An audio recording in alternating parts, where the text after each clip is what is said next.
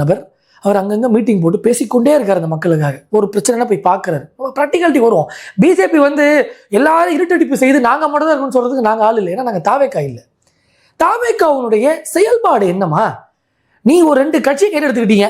ஒரு கட்சி மாநிலத்தில் ஆளுங்கட்சியாக இருக்குது, ஒரு கட்சி மத்தியில் ஆளுங்கட்சியாக இருக்குது.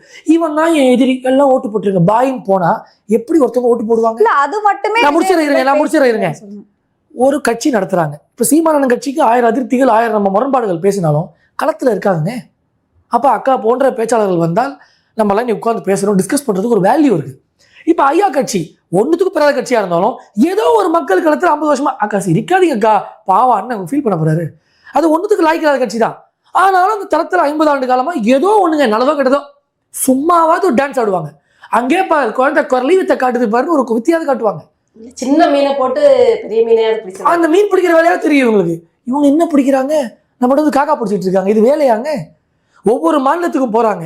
மாநில சார்ந்த விஷயங்கள் ஏதாவது தெரியுதுங்களா? இப்போ ஒரு ஊருக்கு போகிறாங்க. இப்போ நான் ஈரோடுக்கு போகிறேங்க, நான் தான் தலைவர்.